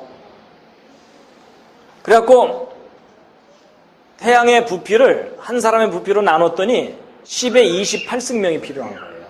이게 무슨 얘기냐면 사람 10에 28승명을 모으면 태양만한 덩어리가 된다 그 뜻이에요. 그래봤자 역시 10에 300승 되려면 멀었죠. 그래서 이번엔 이 태양 갖고도 안 되는구나. 그래서 이번엔 뭘 해봤냐면 태양계. 여러분 태양계면은 태양이 있으면 그 옆에 수금, 지화, 목토, 천해, 명 이렇게 있죠. 그래서 최근에 이제 명왕성이 탈락하긴 했지만 명왕성까지를 반지름으로 하는 거대한 우주공을 만들어 놓고 거기다가 사람을 집어넣으면 몇 명 들어가는가 계산을 해봤더니 10에 39승명 들어가요. 그래도 300승 되려면 멀었죠? 그래갖고 안 되겠구나. 이번엔 일광년. 여러분 일광년이면 이게 뭐냐면 빛의 속도로 1년을 간 거리예요. 여러분 빛은 1초에 지구를 7바퀴 반을 돌아요. 1초에 30만 킬로미터를 가는 게 빛의 속도거든요. 근데 그런 속도로 1년을 간 거리 만한 우주공을 만들어 놓고 거기다가 사람을 집어넣으면 몇 명 들어가는가 계산해봤더니 10에 49승명 들어가요. 여러분 제가 그날 얼마나 심심했는지 아시겠죠? 그랬더니 그래도 300승이 안 되죠? 그래서 이제 일광년 갖고 해결 안 되는구나. 아예 우리 은하계로 하자. 여러분 우리 지구가 속해 있는 은하계는 그 중심에서 가장자리까지 거리가 5만 광년입니다. 빛의 속도로 5만 년을 간 거리예요. 그 중에 3만 년을 간 거리쯤에 지구가 있거든요. 어쨌든 이 우리 은하계만한 공을 만들어 놓고 거기다가 사람을 집어넣으면 몇 명 들어가는가 계산해봤더니 10에 64승명 들어가요. 그래도 역시 300승이 안 되죠?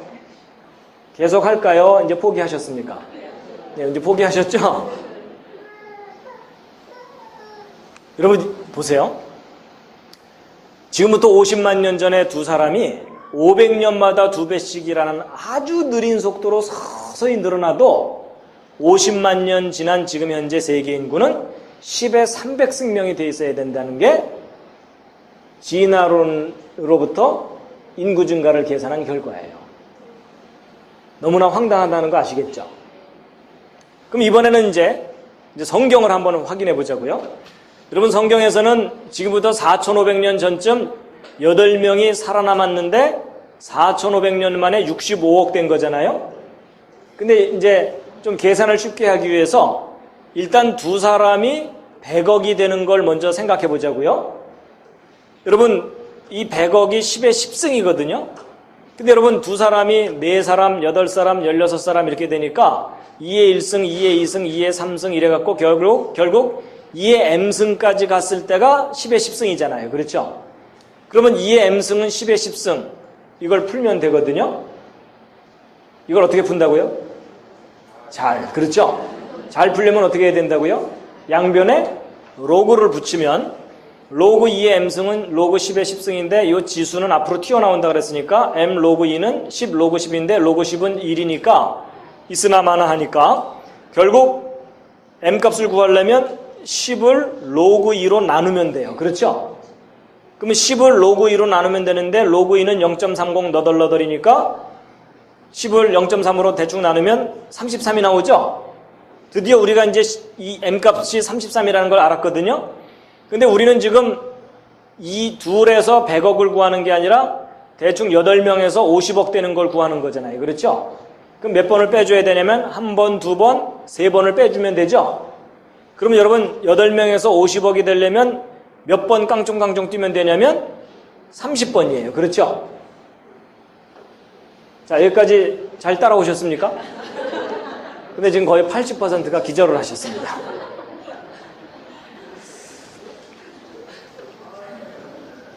그럼 여러분 이 30번을 몇 년 동안 해야 된다는 거예요? 4,500년 동안 30번을 뛰면 된다는 얘기니까 한 번 뛰는데 몇 년 걸리겠어요? 한 번 뛰는 데는 150년 걸린다는 얘기예요. 자, 이게 무슨 말이냐면, 자, 이제 앞에 복잡한 얘기 다 잊어버리셔도 괜찮습니다. 좌절하지 마시고 이제 결론을 얘기하겠습니다. 여러분, 대홍수 때 8명 살아남았죠. 그 8명이 평균 150년마다 2배씩으로만 늘어나도 현재 세계 인구가 될 수 있다는 얘기예요.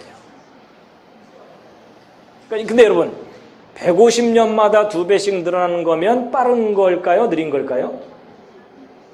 이게 느린 거예요. 여러분 보세요. 아까 조선 500년을 얘기했는데 잘 보세요.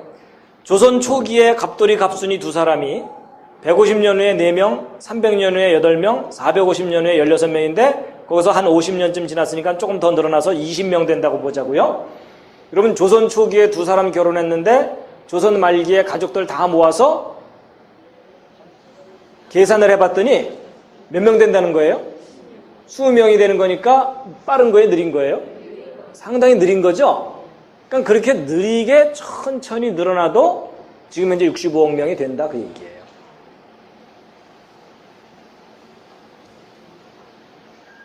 그러니까 보세요.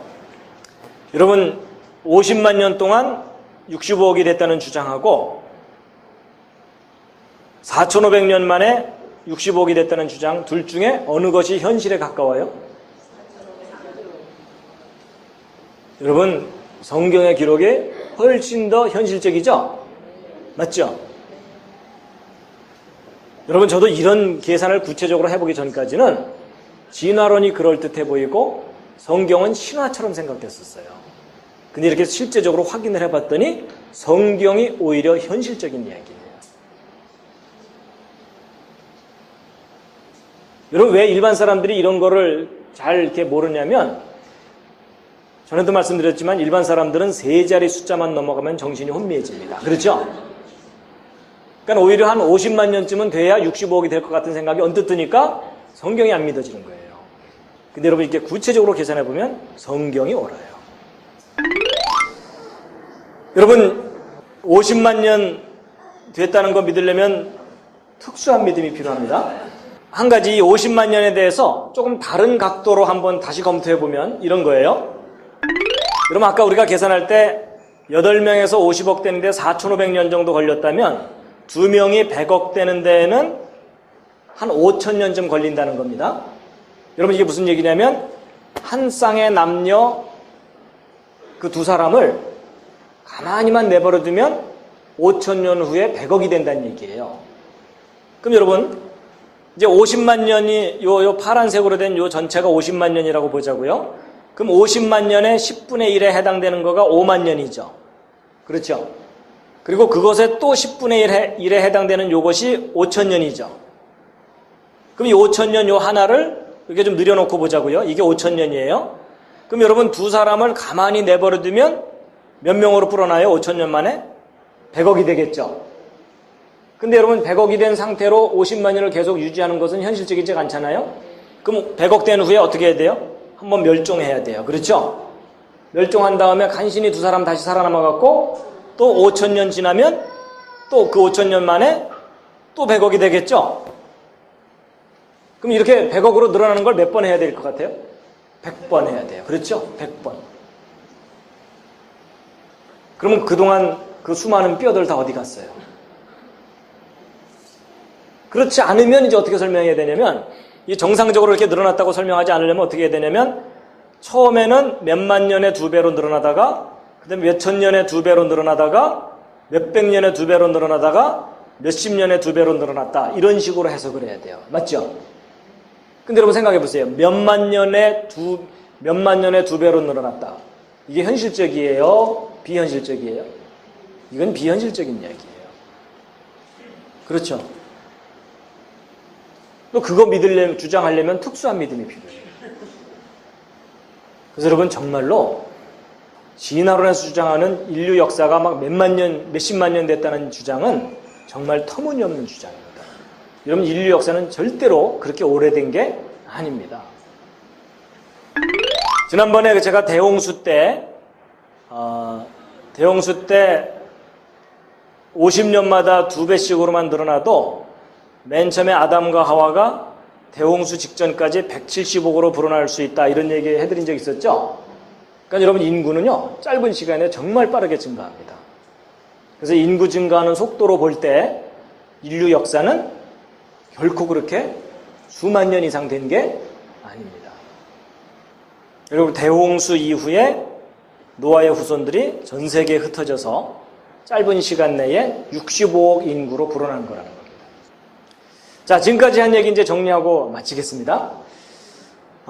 이제 인류의 기원에 대해서 크게 4가지 이야기를 해드렸는데요. 첫 번째, 인류의 조상은 원숭이로부터 진화된 것이 아니라 원숭이로부터 진화되었다는 확실한 증거가 없고, 오히려 사람의 조상은 사람이었고 원숭이의 조상은 원숭이이기 때문에 인류의 조상은 처음부터 인류라면 그게 하나님이 만드신 아담이 인류의 조상이다라는 거고요. 두 번째, 흑인종, 백인종, 황인종 이렇게 인종이 다양하게 나온 것은 무엇으로 이해할 수가 있다? 유전의 법칙으로 같은 조상에서 다양한 후손들이 나올 수 있다는 겁니다.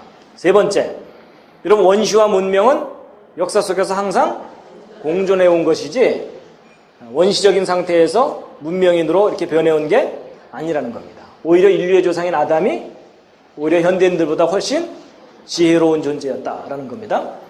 네 번째, 여러분, 인구 증가 속도로 볼 때 인류의 기원은 수십만 년이 아니라 지금부터 몇천 년 전에 대홍수 때 살아남은 그 8명이 4,500년 정도 만에 지금 현재 인구로 불어날 수 있다라는 겁니다. 여러분, 학교에서 우리 자녀들이 이런 내용을 배워야 됩니다. 근데 지금 전혀 엉뚱하게 진화론을 배우고 있기 때문에 성경이 믿어지지가 않고 성경을 믿지 못하니까 결국 하나님을 인정할 수가 없게 되는 겁니다. 마지막